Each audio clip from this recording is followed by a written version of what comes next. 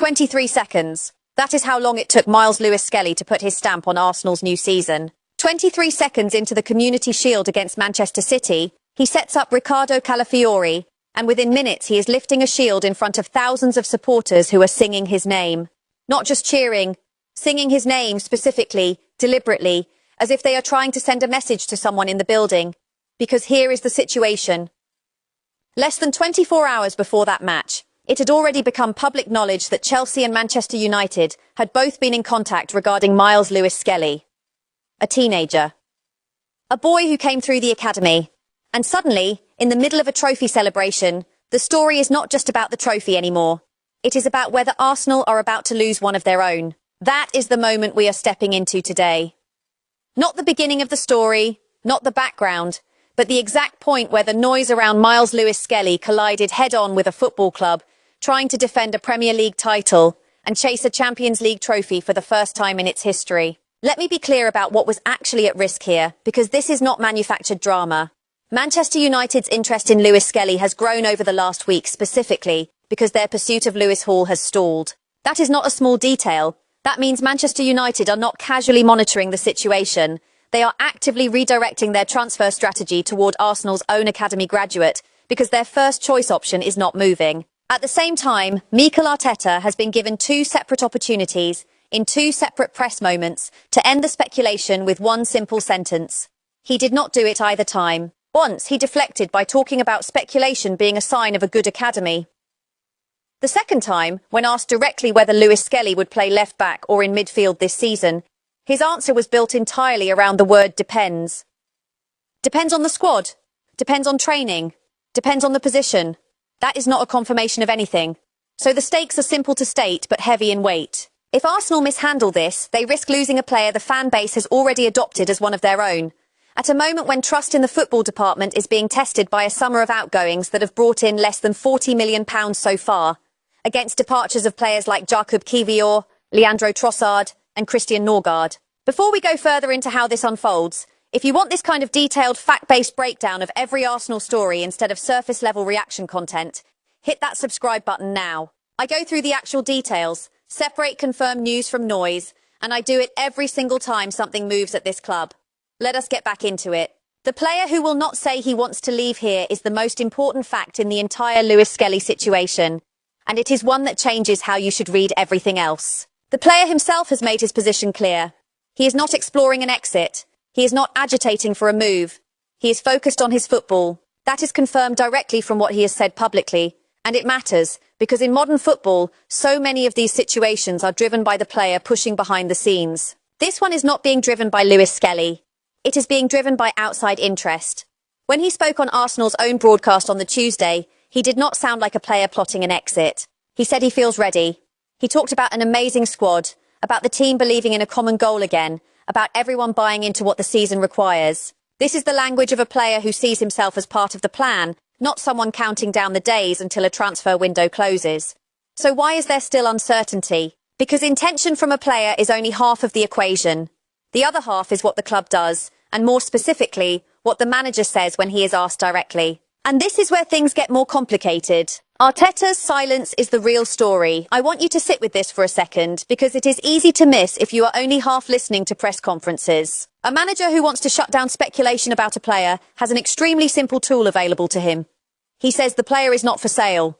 He says the player will be here in September. He says any speculation is just noise. Arteta did not use that tool. Twice. The first time, after the Como game, he was asked directly about the speculation. His response was that he is not going to talk about any speculation, and that if there is speculation about Arsenal players, it is actually a good sign, because it means the club is attracting attention and doing a good job with young players. Read that again. That is not a defence of keeping Lewis-Skelly. That is almost a passive acceptance that other clubs circling is a natural consequence of developing him well. The second opportunity came ahead of the Community Shield, when Arteta was asked specifically where he sees Lewis-Skelly playing this season, left-back or midfield. His answer leaned entirely on conditional language. Depends on the squad. Depends on how he trains. Depends on the position.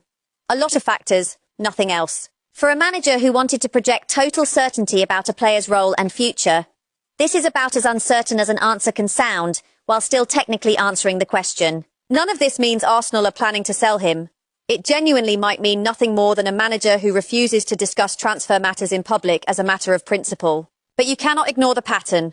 2 chances, 2 evasions. That is now a documented trend, not a single off-the-cuff comment. The emotional response from supporters. What makes this situation different from a normal transfer rumour is the emotional layer attached to it. This is not an established first-team veteran being linked with a move for footballing reasons. This is a teenager who came through the academy, assisted a goal within 23 seconds of a major trophy match, and then celebrated so emotionally that Arteta himself described him afterward as a very emotional player who does all the gestures on the pitch. And the supporters responded in kind. They sang his name. Not generically, not as part of a wider celebration chant, but specifically as a reaction to the swirling talk about his future. That is a fan base sending a message upward toward the boardroom and the manager, saying clearly that they want this player to stay. When a fan base becomes this emotionally invested in one individual player's future, the club's handling of that situation becomes about more than football logic. It becomes about trust. The context of a difficult transfer window. To understand why the Lewis-Skelly situation carries so much weight right now, you have to look at what has actually happened in the transfer window so far. Arsenal have brought in less than £40 million in sales. Jakub Kiwior has left. Leandro Trossard has left. Christian Norgard has left. All 3 for what has been described as minimal fees relative to their value. So picture the position Arsenal are in. They have already lost squad depth and experience through departures that did not bring in significant funds. Now there is a genuine threat, driven by outside clubs rather than the player himself, of losing one of the most exciting academy products the club has produced in years. If that were to happen on top of everything else, the reaction from supporters would not be mild frustration. It would be, in the words used around this story, a major reaction from a fan base that has already adopted this player as one of their own. The title defence begins with total belief. Now let us shift to the second major story, because it tells you something completely different about where Arsenal stand as a club right now. This is not a story about uncertainty. This is a story about conviction, and it comes directly from the manager himself and from 4 separate football journalists who cover this club closely. Arteta's own words set the tone. He said the club has achieved something so big that now there is the ambition to attack the next target. He described Arsenal as being different now, as a team and as a club, because they have dealt with being close in the past and not getting over the line, and now they have to deal with winning. He said they know what they have to do to win, they know where the levels are, and even through a difficult run last year, they still performed at a high level. And crucially, he said he feels refreshed, ready to go again, with his energy back to its highest level after the summer. That is a manager speaking with the language of someone who has already crossed the hardest psychological barrier in modern football, which is winning the league for the first time. Everything after that first title win becomes about proving it was not a one-off. 4 separate verdicts, 1 shared conclusion. What stood out to me most is that 4 different journalists, writing independently, all arrived at the same prediction. Arsenal to finish first in the Premier League again. When that many independent voices land on the same conclusion after watching the same evidence, it tells you the case for Arsenal defending the title is not built on hope. It is built on what was actually seen on the pitch against Manchester City in the Community Shield. One journalist pointed out that Arsenal's transfer business has not filled every gap the club might have wanted. But improving on a title-winning squad is always difficult, and even with that caveat, the squad still looks incredibly strong. Another pointed to how sharp, confident and full of quality the team looked in that Community Shield performance, describing it as a side that has been freed from years of pressure and disappointment, now playing with the freedom of being the favourites rather than the challengers. A third journalist raised a note of caution, saying they feel confident about the league but are tentative about the transfer business, specifically flagging concern that a major departure could still happen involving one of their own players. And the fourth described the conditions for defending the title as close to ideal, pointing to rival clubs like Manchester City, Chelsea and Liverpool, all undergoing their own rebuilds under new or adjusting managers, while Arsenal already have a squad built to handle the pressure of a title race. The one confirmed weakness. Every single one of these assessments, no matter how positive, returns to the same concern. William Saliba. His absence through a lengthy injury is described consistently as a significant blow, and multiple voices state clearly that Arsenal need defensive reinforcement as a direct result. This is not speculation. This is a confirmed injury situation being treated as the single clearest structural weakness heading into the season. And on the attacking side, the consistent theme is that while the Premier League title looks well within reach, Winning the Champions League is treated as a different and harder question, one that several of these assessments suggest depends on adding a genuinely elite forward on the left side. Names raised in that context include Julian Alvarez, Bradley Barcola, and Kenan Yildiz, with Marcus Rashford and Rafael Leao mentioned as further possibilities. I want to be precise here. These are not confirmed targets. They are names raised by journalists discussing what kind of player Arsenal would need to complete the squad for a Champions League push. That distinction matters, and I will return to it as we go through the individual transfer reports. The Osimhen situation. Restarted, not resolved. Let us move into the individual reports circulating around the club, and I want to walk through each one exactly as it stands, then give you my read on what it actually means. The first concerns Victor Osimhen. The situation is that his openness to joining Arsenal on a permanent basis has restarted discussion around a potential deal. There are claims that negotiations between the two clubs are real, and that the possibility was raised during separate conversations involving Gabriel Martinelli and Ethan Nwaneri. Galatasaray's position remains firm that he is not for sale. But Osimhen's own desire to play under Arteta and to compete for the Champions League is described as changing the calculation. If it did go through, he would be positioned to take over the number 9 shirt. My read on this is simple. This is a rumour, and it should be treated as one. Galatasaray have not shifted their stance publicly. What has changed is the player's personal desire, which is significant because player desire is often the first domino to fall in transfers that initially look impossible. But desire from a player does not override a selling club's refusal to negotiate. Until Galatasaray's position moves, this remains speculation with genuine smoke behind it, not a confirmed pursuit. Kenan Yildiz described as a dream target. The next report centres on Kenan Yildiz, described not just as a target, but specifically as something closer to a dream signing for Arteta. The claim is that Arsenal have decided to go on the attack, and that an offer, or at minimum an approach, to Juventus is expected in the coming days, with Arsenal reportedly ready to give everything they have to make it happen. Again, I want to be precise with the language here. Dream target is emotionally loaded phrasing. It signals aspiration more than certainty. An approach being expected is not the same as an approach having happened. This tells us Yildiz sits high on Arsenal's wish list for that left-sided attacking spot we discussed a moment ago, the exact profile the title race analysis said Arsenal need for a genuine Champions League push. But as of right now, this remains in the approach and speculation stage, not a negotiation with an agreed framework. The chief executive speaks 3 times. Now this is where things get genuinely informative, because we are no longer dealing with anonymous sourcing. We are dealing with direct on-record comments from Arsenal's own chief executive, Richard Garlick, and he addressed 3 separate angles of the summer in close succession. On the club's overall transfer approach, Garlick said Arsenal are always looking to improve the squad, that the job is never considered done, and that there are still a couple of weeks left in the window, but he added an important piece of context. He said that being Premier League champions makes it harder to find players who would actually improve the team, describing it as maybe a smaller market as a result, while confirming that if the right opportunity arises, the club will act on it. My analysis here is that this is a chief executive managing expectations honestly. He is not promising fireworks. He is explaining, in plain terms, why a champion club's business often looks quieter than fans expect. When you already have title-winning quality in most positions, the pool of upgrades genuinely available to you shrinks. That is not evasive language. That is a realistic account of where Arsenal sit in the market. On Miles Lewis-Skelly specifically, Garlick's comments add another layer to everything we discussed earlier. He said Arsenal are always looking to keep their best players and build around them.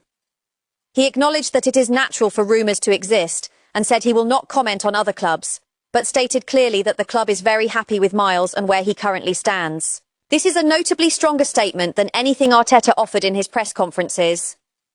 Where the manager deflected twice, the chief executive at least frames the club's intent as wanting to build around him rather than sell him. It does not fully close the door on speculation, because no direct guarantee of no departure is given, but it is the clearest positive signal in this entire saga so far. On departures more broadly, Garlick struck a more measured, almost philosophical tone.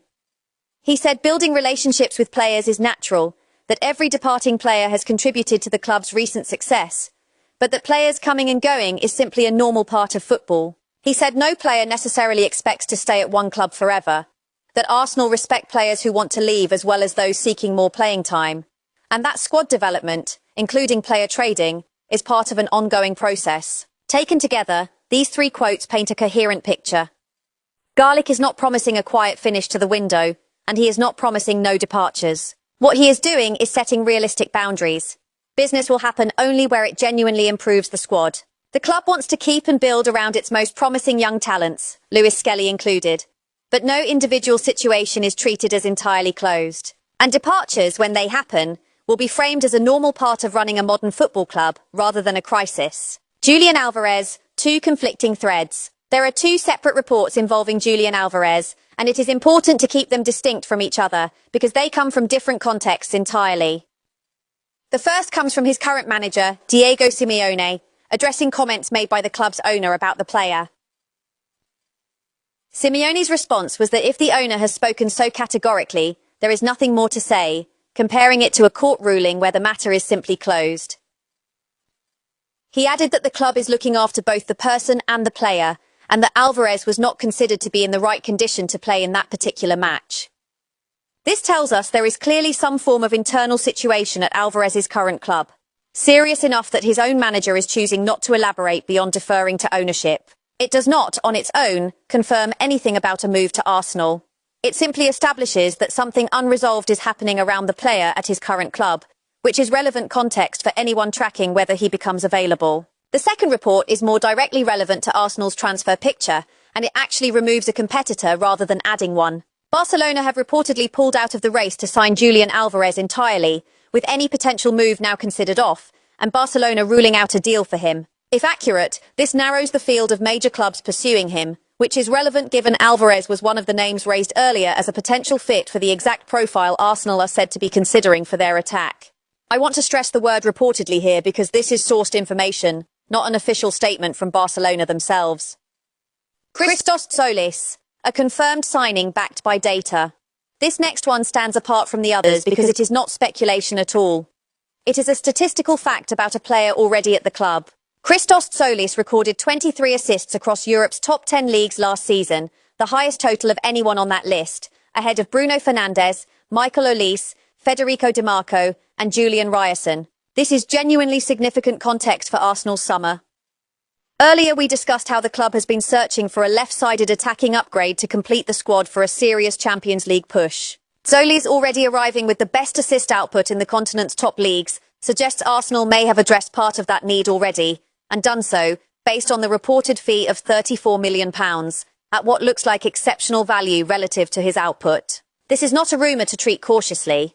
This is a performance record that speaks for itself and should reshape how we view Arsenal's transfer business so far, rather than only viewing it through the lens of what has not yet happened. Gabriel Martinelli, a different kind of uncertainty. Here is a situation that mirrors the Lewis-Skelly story in structure, but differs in the details, and it deserves careful separation. Arsenal have not held talks with Gabriel Martinelli over a contract extension, and the club is described as aware that this could be one of the final windows in which they could command a significant transfer fee for him if they choose to sell rather than extend. This is layered with additional context. Arsenal have been open to refreshing their options on the left wing, evidenced by the signing of Christos Tzolis following Leandro Trossard's departure. And Martinelli has reportedly seen the club pursue further high-profile alternatives in his position, including Vinicius Jr. and Morgan Rogers, which only increases the competition for his place in the side. Unlike Lewis-Skelly, there is no reporting here suggesting Martinelli himself wants to leave, and there is no reporting of direct interest from a specific buying club. What we have instead is a structural situation. No extension talks happening, a shrinking runway on his contract value, and increasing internal competition for his position. That combination, even without a concrete transfer rumour attached, is the kind of situation that often develops into one. It is worth watching, not because anything has happened yet, but because the ingredients for something to happen are visibly present. Ezri Konsa, a claim that must be treated with real caution. This next one requires the most careful handling of anything in this entire breakdown, because the framing of the source itself demands caution. The claim comes from former Aston Villa chief executive Keith Wyness, who says he has heard that Arsenal have agreed personal terms with Ezri Konsa in a deal potentially worth around £50 million, with a move possibly happening as soon as the following week. I want to walk through exactly how this was framed, because the framing matters enormously here. It is explicitly described as a claim from Wyness, not a confirmed agreement between the two clubs. The reporting itself states plainly that this would be a major development if true, but that right now it remains a claim rather than a confirmed deal, and that the club-to-club agreement still needs to be confirmed. Given the earlier context we covered, that William Saliba's injury has been repeatedly flagged as Arsenal's clearest structural need, a defensive signing at this point in the summer would make obvious footballing sense. That is precisely why this claim carries weight worth discussing. But I have to be completely honest with you as an analyst. Personal terms being agreed is one of the most commonly floated and commonly incorrect claims in transfer reporting, precisely because it sounds concrete without requiring any actual proof. Until there is a confirmed agreement between Arsenal and Aston Villa themselves, this stays firmly in rumour territory, even though it fits a logical need. The recruitment battle behind the scenes, away from player targets entirely, there is a report concerning Arsenal's recruitment infrastructure. Arsenal have reportedly made initial contact with Borussia Dortmund's chief scout, Sebastian Krug, regarding a potential move to the club. Krug is credited with playing a key role in Dortmund's recruitment success, including involvement in the signings of Jude Bellingham and Erling Haaland. Newcastle United and Tottenham are also reported to be interested in him, meaning Arsenal would be facing direct competition for a highly regarded recruitment specialist. This is a different category of story entirely from player transfers, and I think it deserves attention precisely because of that. If Arsenal are investing effort into securing recruitment talent with a track record of identifying players of the calibre of Bellingham and Haaland, that tells you something about the club's long-term thinking, beyond just this specific window. It is a rumour, in the sense that initial contact does not guarantee an appointment, but it is a rumour about infrastructure and philosophy rather than a single transfer. And those stories are often more revealing of a club's direction than any individual signing. Ian Wright's warning about pace. Ian Wright's comments add a useful outside perspective to everything we have covered. He said Arsenal still have a lot of business to do and that things have been slow up to this point. He acknowledged the World Cup would have had an effect on the pace of things, but stressed how important it is to start the league strong, meaning the sooner new players arrive, the better. He referenced comments the manager made after the Champions League final defeat about what is needed for the club to reach the next level, and said that is exactly what the club should be held to. He closed by saying the window of opportunity is now, and that he is hopeful Arsenal end the window with a much stronger squad. This matters because it is not coming from inside the club, and it echoes a theme we have already identified across nearly every report we have gone through today. The gap between what has been confirmed, Zoli's and the general squad quality, and what remains unresolved, the Saliba injury, the search for a left-sided forward, the Lewis-Skelly situation, the Martinelli contract question, and the unconfirmed Konsa claim is exactly the gap Wright is describing. Slow, but with time still on the clock. Arteta's own words on ambition. We end where the emotional core of this entire summer sits, with Arteta's own reflection on what winning actually meant to him. He described having an experience inside him that he will remember for the rest of his life, sharing that day with all the players on the bus during the title celebrations. And then he said something that I think frames everything we have discussed today. Now we go for more, and I want to create something much bigger than that. That single sentence is the thread that connects every story we have gone through. It connects the urgency around keeping Lewis-Skelly, because you do not build something bigger by losing your most promising young talents to direct rivals. It connects the search for defensive reinforcement following Saliba's injury, because you do not create something bigger with a structural weakness left unaddressed. It connects the pursuit of a left-sided forward, whether that eventually becomes Osimhen, Yildiz, Alvarez, or someone else entirely, because 4 independent journalists have already told you the league is within reach, but the Champions League requires more. And it connects even the quieter stories, like the pursuit of a recruitment specialist with a track record of finding generational talent. Because building something bigger is not just about this window. It is about the next 3 or 4 windows after it. What we are watching right now is a club that has already crossed the hardest threshold in modern football, winning the title for the first time, and is now being tested on whether it can handle success with the same discipline it showed while chasing it. The Lewis-Skelly situation is the clearest early test of that discipline. How Arsenal handle a teenager the fan base has adopted as their own, while 2 direct rivals circle, will tell you as much about this club's readiness to compete at the very top as any signing they make between now and the end of the window. That is where things stand right now.